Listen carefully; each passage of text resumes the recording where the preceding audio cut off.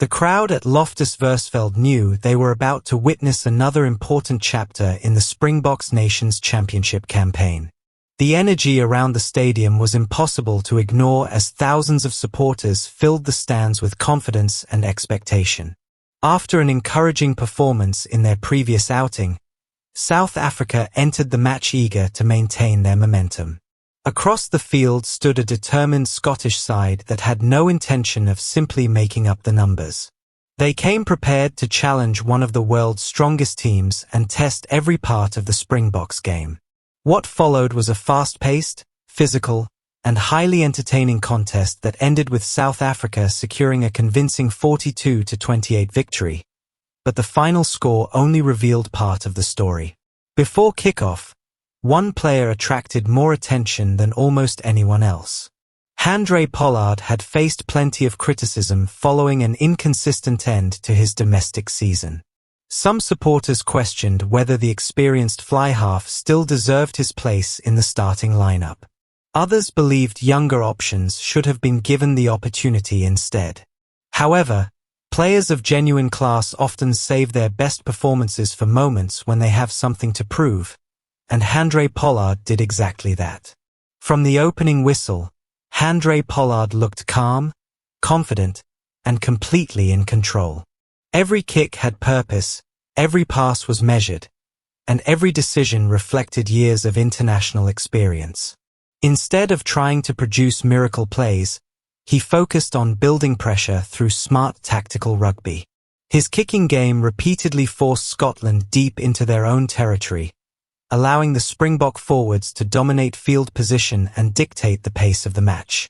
Whenever Scotland launched high kicks to test South Africa's backfield, Handre Pollard responded with remarkable composure. His positioning under the high ball was outstanding, and each successful catch relieved pressure while immediately giving his teammates confidence. His goal kicking was equally impressive, converting opportunities with consistency and ensuring the scoreboard continued moving in South Africa's favor. By the final whistle, many of the doubts surrounding his selection had completely disappeared. Alongside him, Embrose Papier produced one of the most memorable performances of the evening. Returning to Test rugby after several years away is never easy, but the experienced scrum half showed no signs of rust. Instead, he played with confidence, pace, and determination from the very beginning. One of the defining moments of the match came when Embrose Papier spotted the smallest gap in Scotland's defensive line. Accelerating through with incredible speed, he left multiple defenders behind before racing over the try line. It was a finish that delighted the home supporters and demonstrated exactly why he had earned another opportunity at international level. Throughout the match, his quick service and intelligent decision-making kept the Springbok attack flowing and prevented Scotland from settling defensively. The backline continued to impress through the efforts of Damian Willemse, who once again proved why he is regarded as one of the most versatile players in international rugby. Having shifted from fullback into midfield, many wondered whether he could repeat the outstanding form he displayed in the previous test. The answer came quickly. Damian Willemse consistently broke the gain line with powerful carries despite facing heavy defensive traffic. Every strong run forced Scotland to commit additional defenders, creating valuable space for teammates on the outside.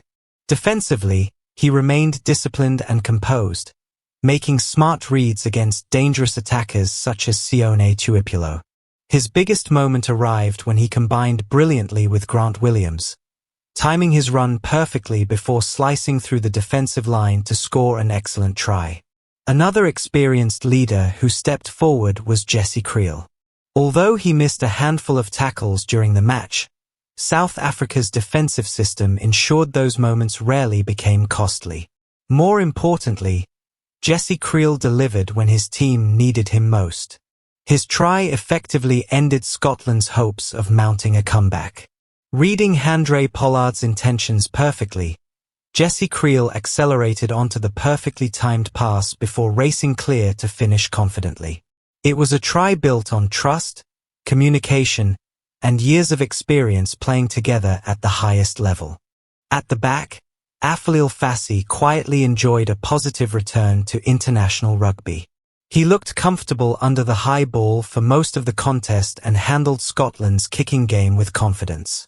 Although one handling mistake briefly handed possession back to the visitors, he quickly recovered and continued making intelligent decisions throughout the remainder of the match.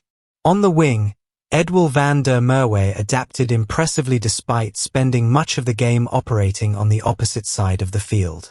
His aerial skills stood out whenever Scotland attempted crossfield kicks, while his defensive positioning prevented dangerous overlaps from developing. Although he received limited attacking opportunities, his work rate and discipline highlighted his growing maturity at test level. Another encouraging story belonged to Ethan Hooker. Returning slightly earlier than expected after injury, he looked sharp from the opening exchanges. He won an important breakdown penalty, produced a powerful line break that helped create a scoring opportunity, and defended with real determination. Unfortunately, his evening ended early after failing a head injury assessment, bringing an otherwise promising performance to a disappointing conclusion. The Springbok forwards once again reminded everyone why they remain one of the most feared packs in world rugby. Every scrum became a battle, every line-out was fiercely contested, and every collision reflected the physical identity that has become synonymous with South African rugby. Leading that effort was captain Pieter-Steph du Toit. In another tireless display, Pieter-Steph du Toit seemed to appear everywhere on the field. Whether making dominant tackles, carrying the ball into heavy traffic, competing aggressively at the breakdown, or winning crucial lineouts, his work rate never slowed. Even during the closing stages, when fatigue began affecting players on both teams, Pieter-Steph du Toit continued working with the same relentless intensity that has defined his international career. His leadership proved equally valuable. With regular captain Siya Kolisi unavailable, Pieter-Steph du Toit accepted the additional responsibility without hesitation. He organized the defensive line, encouraged younger teammates, communicated constantly with the officials, and ensured South Africa maintained its discipline during difficult periods of the contest. Paul de Villiers also continued his impressive start to international rugby. Despite still being relatively new to Test rugby, he played with remarkable maturity. At the breakdown, he consistently pressured Scotland's possession, slowing their attacking rhythm while forcing rush decisions. Whether carrying the ball into contact or making tackles around the field, Paul de Villiers looked completely comfortable competing at the highest level.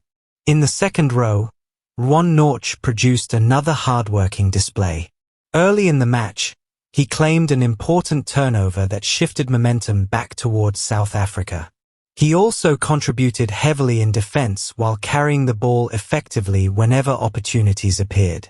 Although fatigue led to a few missed tackles during the final quarter, his overall workload remained outstanding and reflected his growing importance within the squad.